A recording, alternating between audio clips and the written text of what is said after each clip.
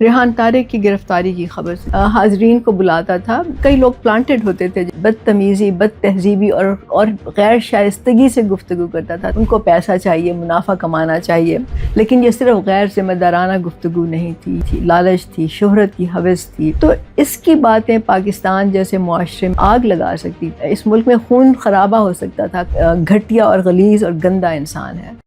ریحان طارق کی گرفتاری کی خبر سنی. اب میرے نزدیک یہ صرف ایک فرد کا معاملہ نہیں ہے، بلکہ یہ ایک بہت ہی خطرناک رجحان کی علامت ہے، نشاندہی ہے. اور یہ کلچر تیزی سے سوشل میڈیا اور ڈیجیٹل پلیٹ فارم سے بڑھتا ہی چلا جا رہا ہے. اور نوجوانوں میں تو یہ سوچ عام ہو گئی ہے کہ ویوز کے لیے، شہرت کے لیے، لائکس کے لیے، فالوورز کے لیے کسی بھی حد تک جانا جو ہے وہ جائز ہے. اور عام پبلک بھی اسے کامیابی کی نشانی سمجھنے لگی ہے. تو ریحان طارق صرف اکیلا نہیں ہے، اس کی طرح کے اور بہت سے لوگ ہیں جو شاید اس سے بھی آگے کی حد تک جانا چاہتے ہیں. لیکن فرق صرف یہ ہے کہ کچھ کو موقع نہیں ملا اور کچھ شاید اتنے چالاک نہیں تھے. تو ریحان طارق ایک عام سا صحافی ہے، اور میں اسے پہلے سے صرف اتنا جانتی ہوں کہ جواد احمد صاحب نے اس کو اپنے پروگرامز میں بلایا. وہ اپنے معمول کے مطابق ایک نئے صحافی کو، نئے نوجوان کو کی حوصلہ افزائی کرنا چاہتے تھے، اس کو موقع دینا چاہتے تھے. پھر اس کو ایک ٹی وی چینل پہ ایک پلیٹ فارم مل گیا، اور پھر اس نے ایک نیا انداز اختیار کیا. یہ کیا کرتا تھا کہ وہاں پہ حاضرین کو بلاتا تھا، اور ان میں سے کئی لوگ پلانٹڈ ہوتے تھے جن کو یہ پہلے سے تیار کر کے رکھتا تھا. اور پھر یہ مہمان کو بلاتا تھا، اور وہاں پہ ایک سنجیدہ گفتگو ہونے کے بجائے، کوئی ایشوز ڈسکس ہونے کے بجائے یہ ایک تماشا لگاتا تھا، جیسے کہ وہاں پہ شغل لگاتا تھا. اور پھر مہمان کے ساتھ بدتمیزی، بد تہذیبی اور غیر شائستگی سے گفتگو کرتا تھا، تاکہ پھر وہ اس کے کلپس جو ہیں وہ وائرل ہو جائیں. اور اسے بھی سمجھ آ گئی کہ معاشرے میں بھی یہی کچھ بکتا ہے. ایشوز پہ بات نہیں بکتی، کوئی علم کی بات نہیں بکتی، بلکہ یہی تماشا اور انٹرٹینمنٹ جو ہے لوگ اسی کو پسند کرتے ہیں. ٹی وی چینلز ہیں، انہیں بھی اس پہ کوئی اعتراض نہیں، کیونکہ وہ بھی تو ظاہر ہے کہ پیسہ کمانے کے لیے بیٹھے ہیں. ان کو بھی ویوز چاہیے، ان کو بھی لائکس چاہیے، فالوورز چاہیے، ان کو اشتہارات چاہیے، ان کو پیسہ چاہیے، منافع کمانا چاہیے. تو انہوں نے بھی اس پہ کوئی قدغن نہیں لگائی. نہ کوئی اصول چلتے ہیں، نہ کوئی اخلاقیات کا سوال پیدا ہوتا ہے. بس پیسہ ہی پیسہ جو ہے وہ آپ کا مقصد ہوتا ہے. پھر اس نے کیا کیا کہ اس نے خواتین کو بلانا شروع کیا، اور پھر ان کے ساتھ ایک غیر مہذب اور تضحیک آمیز گفتگو اس نے کی. اس کو پتا تھا کہ یہ چیز جو ہے وائرل ہوگی. پھر جب اس نے جواد صاحب کو مدعو کیا ہے مہمان کے طور پہ، اور وہاں پہ اس نے جس طرح سے بات کی، جس انداز سے بات کی، اور پھر اس کے بعد اس نے وہ کلپس جو کہ سیاق و سباق سے ہٹ کر تھے وہ اس نے نکالے، جس میں ان کی ساکھ کو اثر پڑتا تھا، ان کی سٹینڈنگ جو تھی اس سے متاثر ہوتی تھی کمیونٹی میں. وہاں سے مجھے اس کی ذہنیت کا پتہ چل گیا تھا کہ یہ کتنا گھٹیا اور غلیظ اور گندا انسان ہے. پھر اس کے بعد اس نے اداکارہ میرا کو بلایا، اور دوسری جو میڈیا پہ یا مشہور شخصیات ہیں ان کو بلا کے اس نے ان کے ساتھ بھی وہی سلوک کیا، وہی اسی طرح کا رویہ اختیار کیا. مقصد تو اس کا وہی تھا نا کہ شہرت ملے اور پیسہ کمایا جائے. لیکن اس کا جو سب سے خطرناک جو اس نے کام کیا نا، وہ اس نے ابھی محرم کے مہینے میں اس نے ایک مذہبی شخصیت کو بلایا اور ایک ایسے ایشو پر بات کی جو کہ متنازع ہو سکتی تھی. میں تو اس کو ریپیٹ بھی نہیں کرنا چاہتی، میرا نہیں خیال کہ اٹس ورتھ ڈوئنگ دیٹ.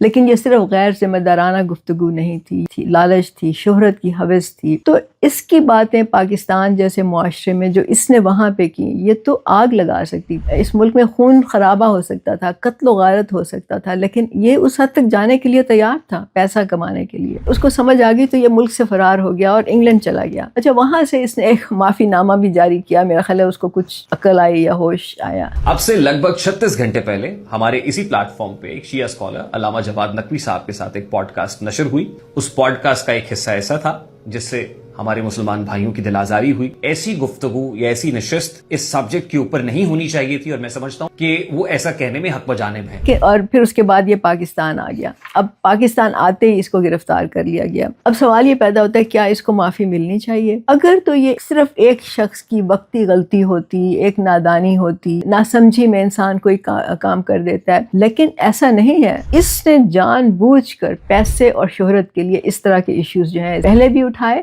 لیکن اس دفعہ اس نے حد کراس کر دی. اس نے معاشرے میں انتشار پھیلانے کی کوشش کی، فساد پھیلانے کی کوشش کی، اس نے لوگوں کے جذبات مجروح کیے، تو ظاہر ہے کہ یہ ایک سنگین جرم ہے۔ اب ریحان طارق اگر اتنا بے وقوف ہے، اتنا احمق ہے، اتنا ناسمجھ ہے کہ اس کو پتہ ہی نہیں کہ سینسیٹیو ایشوز کون سے ہیں اور کس طرح سے بات کرنی چاہیے، تو پھر اس کو کیمرے کے سامنے بیٹھ کر بات کرنے کا بھی حق نہیں ہے۔ جب وہ پاکستان آیا تو میں نے ایئرپورٹ پہ کچھ اس کے ویڈیوز کے کلپ دیکھی، وہ پاکستان زندہ باد کے نعرے لگا رہا تھا اور اس کے ارد گرد اس کے ساتھی تھے، چیلے تھے، جو بھی تھے، اور وہ بھی لگے ہوئے تھے اور ہنس بھی رہا تھا اور جیسے مذاق اڑا رہا تھا، اور مجھے نہیں سمجھ آئی اس کا مائنڈ سیٹ کیا تھا۔ اور پھر اس نے وہاں پہ فیلڈ مارشل عاصم منیر کی شان میں قصیدے پڑھنے شروع کر دیے۔ تو یہ جو اس کا رویہ تھا وہ اس بات کا ثبوت تھا، یا اسے یہ ظاہر ہوتا تھا، اس نے اپنا رویہ نہیں بدلا، اس نے اپنا خلوص دل سے یہ نہیں سمجھا کہ اس نے کوئی غلطی کی تھی، بلکہ یہ صرف اپنے انجام سے بچنے کی کوشش کر رہا تھا۔ تو میں سمجھتی ہوں کہ یہ صرف ایک ریحان طارق کی کہانی نہیں ہے جو کہ شہرت کا لالچی ہے، جو پیسے کی ہوس ہے، جس کو جو صرف ویوز چاہتا ہے، شہرت چاہتا ہے، لائکس چاہتا ہے،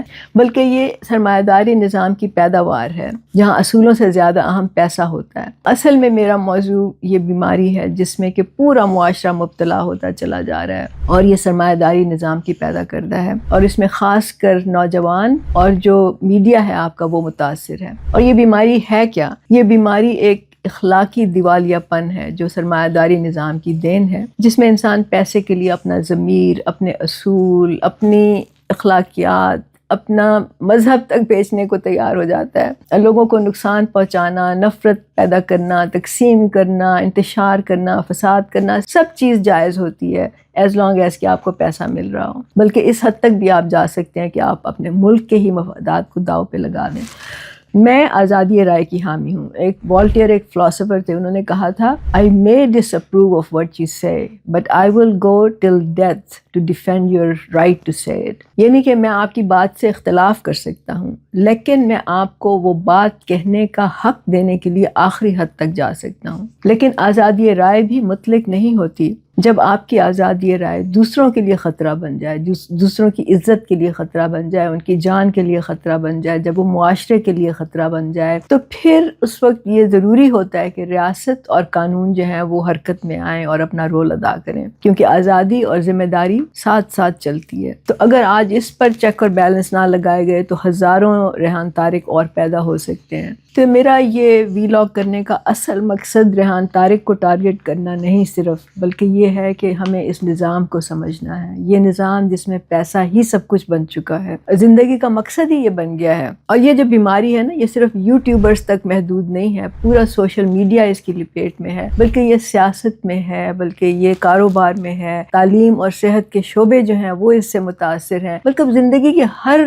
پہلو پہ یہ سرایت کر چکا ہے۔ تو پورا معاشرہ اس کی لپیٹ میں ہے اور پیسہ ہی سب کچھ بن چکا ہے، پیسے کی ہی پوجا ہوتی ہے، پیسے کے لیے ہی لوگ بھاگتے ہیں۔ میں یہ بالکل نہیں کہہ رہی کہ پیسہ اہم نہیں ہے، پیسہ بالکل اہم ہے انسان کی زندگی میں، لیکن اس کی ایک حد ہوتی ہے۔ تو یہاں پہ تو کیا ہو گیا کہ پیسے کے لیے آپ جھوٹ بول سکتے ہیں، دوسروں کی کردار کشی کر سکتے ہیں، الزامات لگا سکتے ہیں، جھوٹی خبریں پھیلا سکتے ہیں، فیک ویڈیوز بنا کے آپ شیئر کر سکتے ہیں، مذہب کو استعمال کر سکتے ہیں، اخلاقیات کو بالکل نظر انداز کر سکتے ہیں، اور سرمایہ داری نظام میں تو ہر چیز کاروبار بن جاتی ہے، جہاں پہ خبریں بھی بکتی ہیں، جہاں پہ لوگ بھی بکتے ہیں، جہاں عزت بکتی ہے، جہاں مذہب بھی بکتا ہے۔ ہر چیز جس پہ آپ منافع کما سکتے ہیں آپ کمائیں، اور جتنا زیادہ منافع کما سکتے ہیں آپ کمائیں، یہی سرمایہ داری نظام کا اصول ہے۔ آخر میں نوجوانوں کو یہ بتانا چاہتی ہوں، جو کہ میں اکثر دیکھتی ہوں اور مجھے کنسرن ہے اس بات کا، کہ زندگی میں کامیابی صرف ویوز نہیں ہے، صرف فالوورز نہیں ہے، صرف شہرت نہیں ہے، صرف پیسہ نہیں ہے، بلکہ اصل کامیابی جو ہے وہ آپ کے کردار سے بنتی ہے، آپ کے نظریے سے بنتی ہے، آپ کے عمل سے بنتی ہے،